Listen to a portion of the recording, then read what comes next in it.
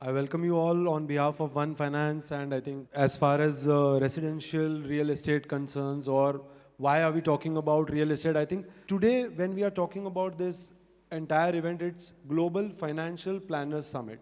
And why is it a financial planner summit and not an investor advisor summit, right? Because we are talking about the entire financial planning gamut and not just investment planning. Whenever we talk about financial planning, we need to ensure that we are not restricting ourselves to equity planning, investment planning, or just a certain asset class that we are interested in or we are distributors of, right? अगर आप अपने customers का जब भी financial planning करते हैं, top 3 goals के अंदर, more than 60% of One Finance customers, which is more than say 160,000 customers that we have, they have real estate among top 2 or 3 goals of their life. Right? Buying a home or buying a second home, buying a commercial passive yielding asset, any sort of real estate investment is there in the top 3 goals. Now, as a financial planner, why do we limit ourselves in advising them only an investment plan that takes them closer to their goal and not actually leading them through the entire journey, right? So with this entire initiative of adding real estate as a part of your financial planning, we opened up a research report with Naredco, right? The initiative was very clear that we wanted to ensure that the total residential real estate index, which is the first time in India that there is a company that has made a residential real estate index.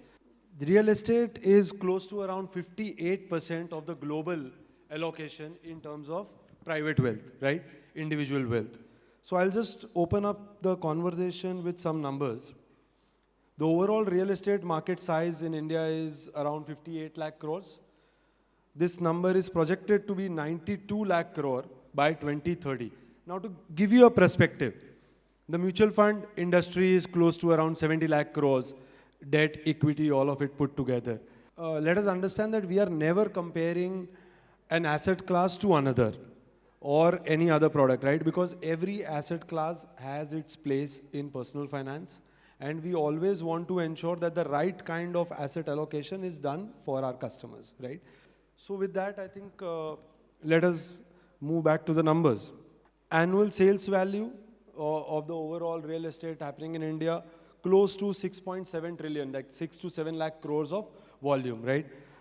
The brokerage market in India for real estate is around 27,000 crores. Uska predominant reason is not real estate asset class अच्छा है over equity और खराब है, right? That was not the point. The point was that real estate के अंदर उनका जो behavior था, which was inbuilt, taken care. But equities के अंदर the entry and exit is so easy and overdone that in fact it feeds on the negative sentiments of an investor, which eventually makes them lose the money. So that is why 97% of the money is moved out of mutual fund investments or rotated, matlab it is withdrawn in less than 5 years.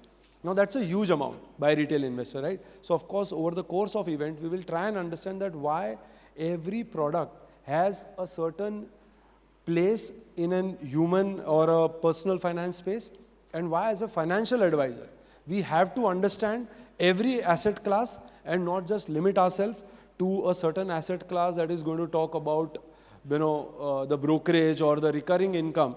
When you are looking at real estate, it is important for us to look at a universal truth, a truth that is acceptable to the larger audience. Of course, we keep on getting better, but आप ये variance तो नहीं रख सकते कि investor के पास जाकर के कि सर 2% का रेसिडेंशियल यील्ड आ रहा है, और जब मार्केट में जाते हो तो उनको पता चलता है कि 10% या 12% का यील्ड आ रहा है.